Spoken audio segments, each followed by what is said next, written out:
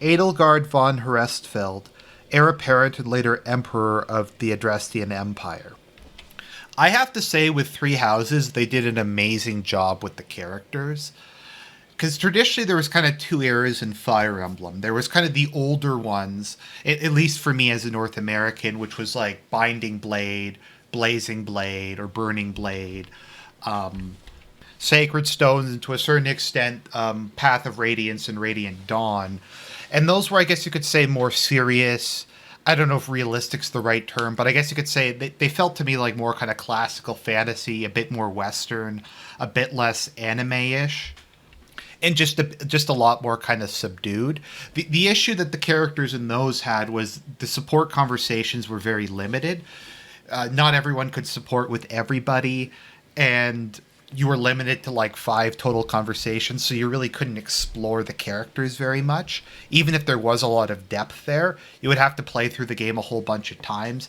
Like Hector, for instance, has a lot of depth to his character, but you don't really get that on the first playthrough just because you have to go through all the different supports. Lynn and Ellawood and Ninian and most of them are also like that. And I mean, it was nice that there was the depth there and that you could uncover it, but there has to be a balance. Having to replay a game 20 times to get like 10 support conversations isn't really fair. And then at the other end, you have the newer games. You have your Awakening, your Fates, that kind of thing. And they went a lot further in the opposite direction. They're much more anime-ish. The inter-character relationships, in my opinion, were dramatically improved. I guess the biggest complaint you could have is a lot of them were just very cartoonish. They were very over-the-top. Like, you have characters like Tharja and Perry and Henry, and there's a lot of just really kind of people who are wacky. Like, the older Fire Emblem games had that, but it was a lot more subdued. I think Lucina is probably the closest to what I kind of consider, for me at least, the older Fire Emblem characters. But on the other hand, everybody could support everybody. There's a lot of different romance options, and you really got to see a lot of depth in the characters. You got to see sides. During some support conversations, you would find out that a character has a hobby you didn't even know they had, or they had this dream, or they had this focus. And it was really cool to just go through it. And once again, because they didn't limit the number of supports except to one S level, which you could just save and then do, and then go back, you didn't have to play the game like 30 times to get all of this depth. And we kind of took both of these and combined them in Three Houses. The game's more subdued, more subtle. The inter-character relationships are.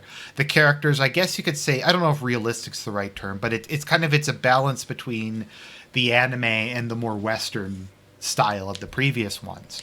But you can still have a whole bunch of different support conversations. We still reveal all kinds of different aspects of people's character. And that's really good. Overall, like I said, I'll review the game, but it's excellent. So I think Edelgard is probably the best example of this. She might, in my opinion, be the best written Fire Emblem character of all time. It's really hard for me to think of anyone who's as good as her.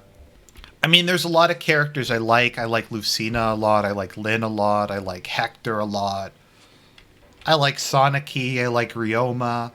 But in terms of just being a very deep character, Edelgard is really, I think, kind of takes the cake. I can't really think of another character in Fire Emblem who's as, I guess you could say, divisive. Now, the Fire Emblem series has always had villains who tended to be well-intentioned extremists, be it by a desire to bring back the divine dragons and restore the age of the gods, or to unite the world, or some combination of the two, preferably at the same time. But by the point you see them, such as the King of Byrne, or Walhart, or Nurgle, their idealism has mostly left them, and they're kind of motivated by bitterness. Kind of like Sauron by the time we see him in Lord of the Rings. But Edelgard is kind of taking a step back from that, and you can see her as the antagonist of the story, but whether or not she's a villain, I think, is very much up to your personal perception. And ambiguity is something that's very, very hard to do. Because sometimes if you're making it ambiguous, you can make the person to a complete psychopath, a complete sadistic nut, but say, oh, they're kind of right, so it's okay, and excuse really bad behavior. Or they're generally very good, but they do like one thing. You know, that whole don't kill the main villain or you'll become just like him. And then they kill the main villain and then they become the villain. So it's very hard to do ambiguity, but I think they did a really good job with her. Because I can see people liking Edelgard, hating her, supporting her, opposing her, dying for her, dying to stop her. And they're all very, in my view, very legitimate points in both directions. And I think that's a really good thing. It's a good thing to have in a character, especially when, by the way, spoiler alert, you have, if not the main villain, Edelgard is the main villain or the main hero, I think you can probably say she's the antagonist of our story. So who is Edelgard? What makes her tick? What kind of a person is she? I think a very surface level reading of Edelgard is to see her as some sort of liberal revolutionary. That she's kind of like the archetypical, I guess you could say, Enlightenment figure who's about human rights and freedom and democracy and ending religion and all these kind of things. And I think it's very easy to just look at her from that perspective. And if you're Christian or kind of conservative or whatever, and just kind of disliking her for those reasons. I think in general, though, you kind of have to, whenever you're looking at a work of fiction, I think this is an issue a lot of people make when they read Tolkien, is you have to kind of look at the work of fiction as a work of fiction. Say, what are the things in the world that Edelgard is reacting to and against? They aren't exactly the same as what we face in our world. So, of course, her responses, I don't think, can be judged as being exactly the same. So let's just take a step back. So I haven't completely finished like all the routes or anything. I'm almost done the Black Eagle campaign, but this is from how I understand it, how Fodlan came about. So Fodlan is the continent where everything takes place in. My understanding is that humans lived there long before the goddess came. And a long time ago, Sothis came, Sothis, however you pronounce her name, came from some other place, and she created a race of dragons who took over the world and ruled it.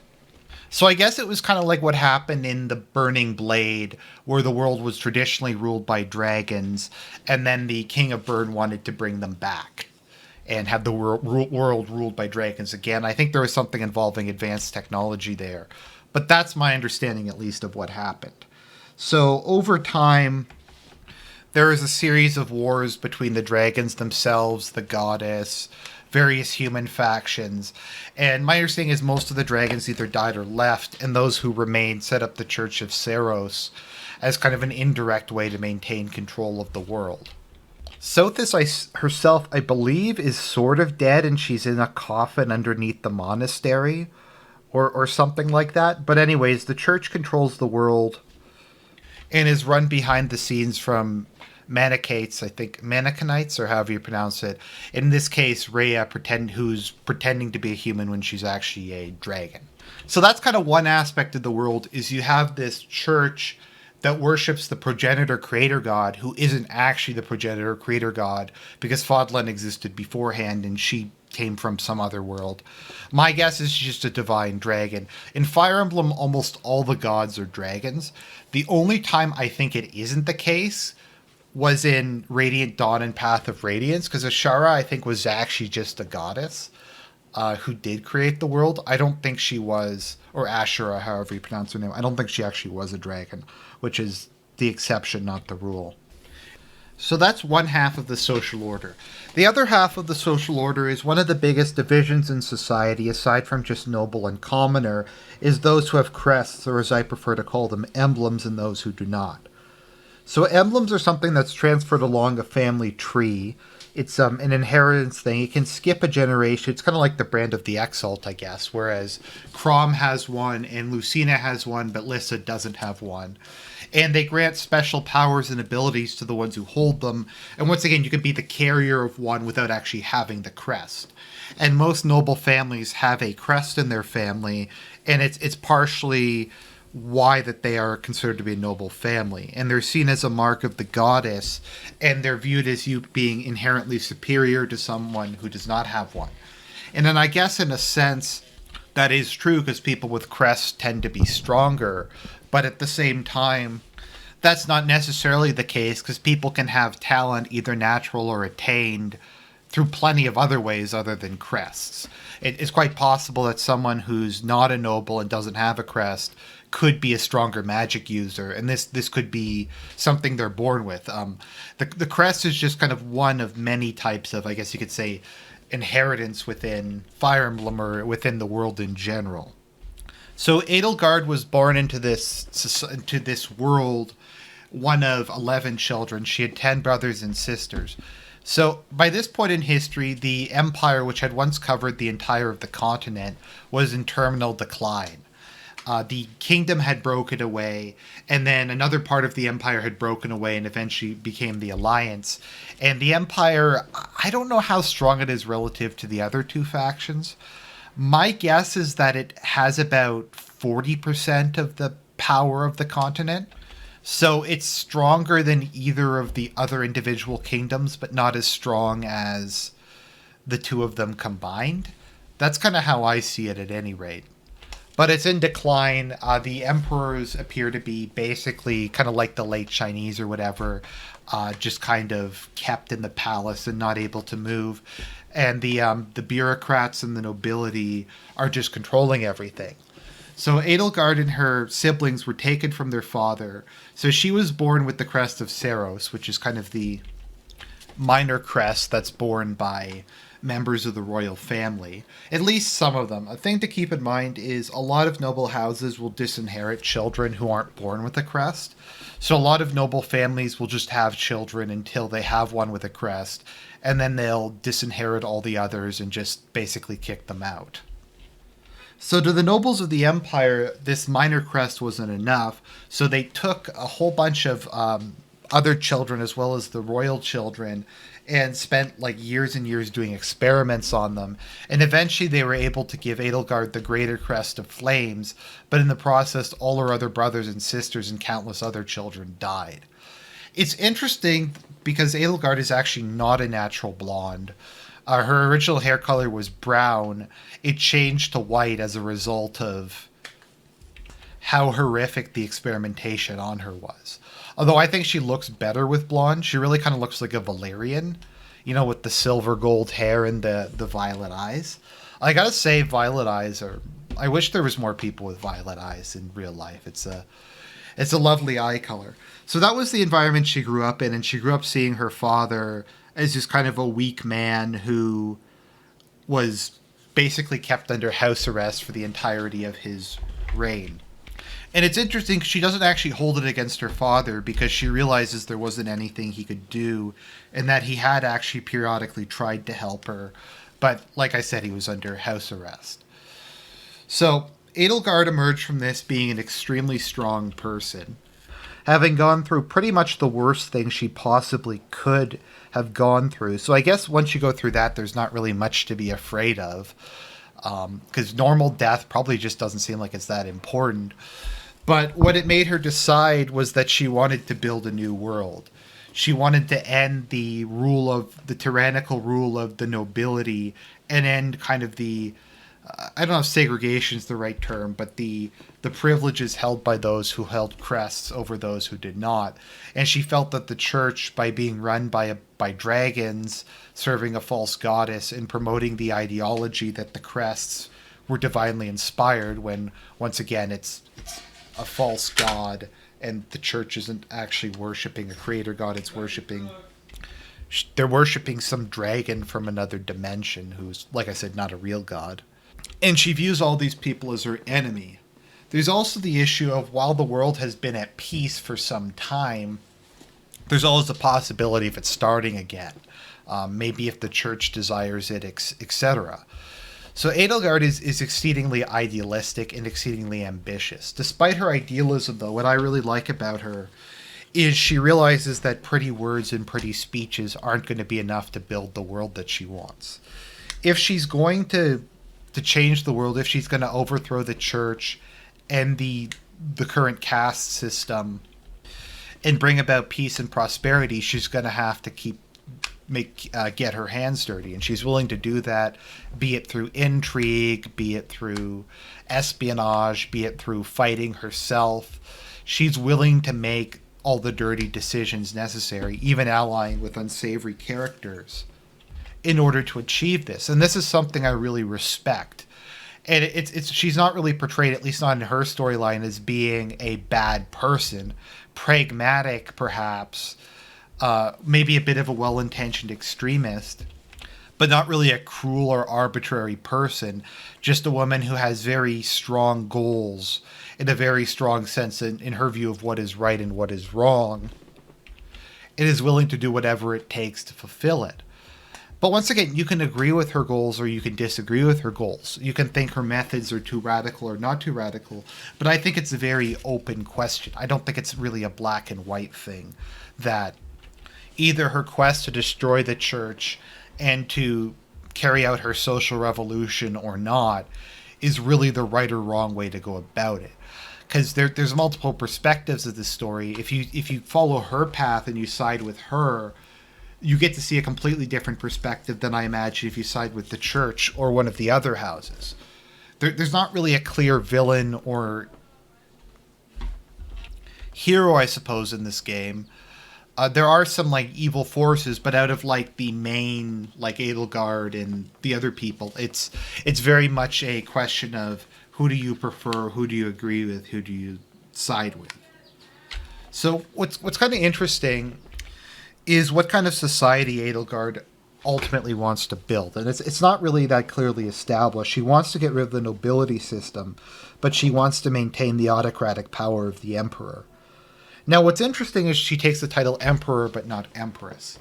My understanding is what that means is she's ruling as a sovereign in her own right.